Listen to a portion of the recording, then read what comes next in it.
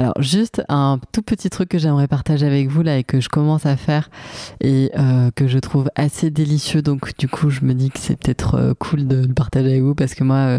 je connaissais pas trop. Enfin on en a déjà parlé avec Marie-Sophie L et Fabien de 42 degrés qui tous les deux du coup travaillent la nourriture crue. Donc en fait ils sont chefs crudivores.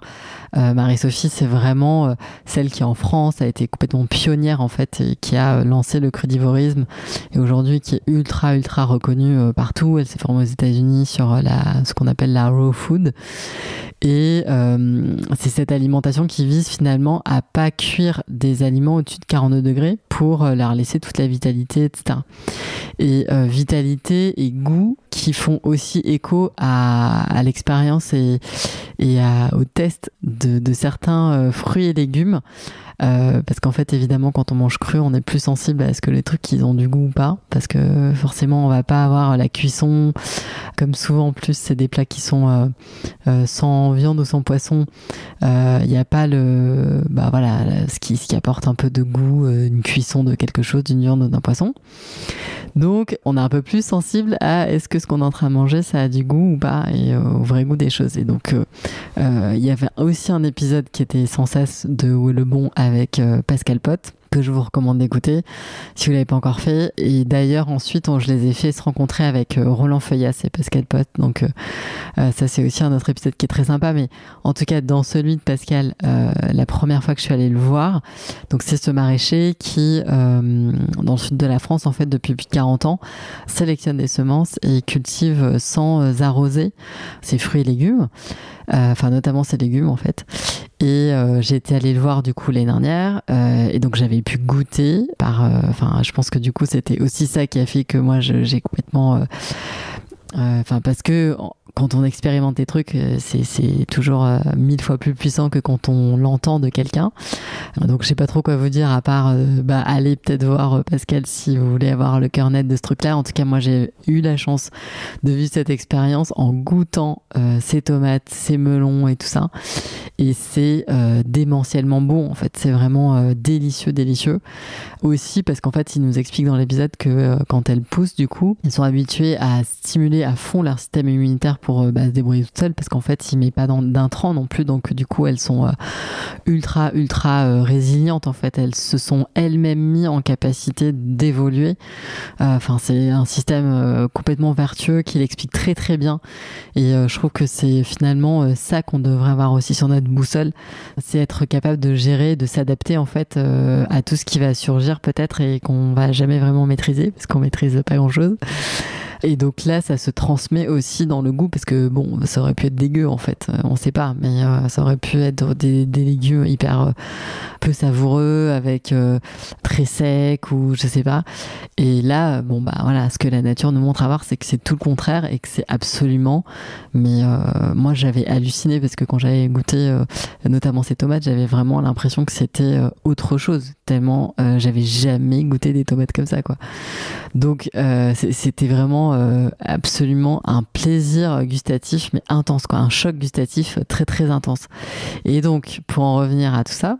donc là cet été je vais aussi, j'essaye, donc c'est pas toujours évident hein, quand on vadrouille ou quand on connaît pas trop une région etc, d'aller trouver les bons producteurs mais bon quand même souvent ça fait partie du charme des vacances de s'éloigner un peu des supermarchés et d'aller voir les producteurs locaux. Et du coup, pour pimper un peu certaines salades, souvent on met des petites graines ou des petites noix, des petites amandes, des trucs comme ça. Et en fait, je me suis mise à activer justement ces graines un peu à la façon en suivant les indications que nous partage Fabien dans l'épisode justement Fabien le chef de 42 degrés, ce restaurant à Paris crudivore. Donc en gros c'est les faire tremper pendant toute une nuit et ensuite le lendemain soit en gros on les mange comme ça mais du coup c'est vrai qu'elles sont un petit peu toutes molles donc du coup c'est pas terrible en termes de c'est sympa mais c'est pas ce qu'on connaît Sinon, on les déshydrate avec un déshydrateur et ensuite, du coup, ça leur redonne un peu leur croquant. Et en fait, moi, ce que je trouve hyper chouette et ce qui vraiment change le goût, après, c'est vraiment encore une fois ultra perso, mais je trouve qu'elles ont vraiment un meilleur goût que les noix, les amandes et tout non activées, les graines non activées en gros. Et ça s'explique parce que finalement quand on les replonge dans l'eau, elles se disent ah là là, peut-être qu'en fait je vais être plantée ou voilà, et donc du coup c'est comme si elles germaient un tout petit peu, donc elles activent en fait leur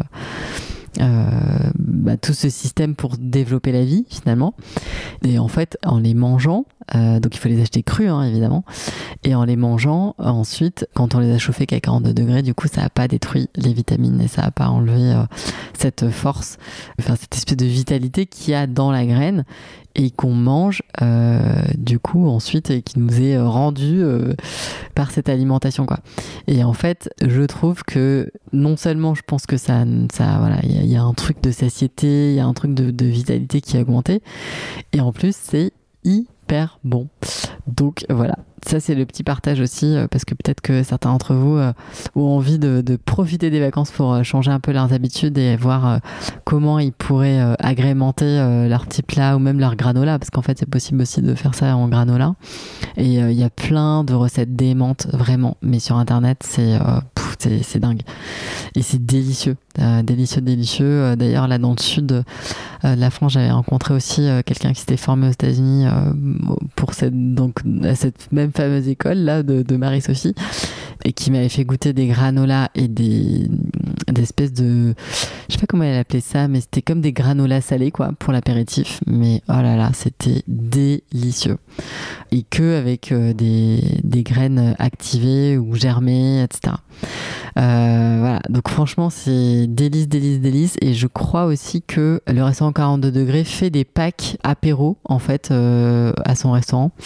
ce qui est pas mal pratique. Et moi j'en avais demandé une fois en partant en week-end, parce que du coup voilà, on amenait chacun des trucs et tout, et puis moi je m'étais dit je vais amener des apéros crudivores germés ou déshydratés, etc. Et il m'avait fait une petite sélection, et franchement il n'y avait plus rien à manger au bout du premier soir. Donc c'était, voilà, il y avait eu l'unanimité totale sur cet apéritif, et donc du coup c'est aussi un moyen, je trouve, de faire un peu changer les habitudes en se régalant quoi, par le bon. Et donc ça c'est plutôt cool. Voilà, allez, je vous embrasse, à très vite.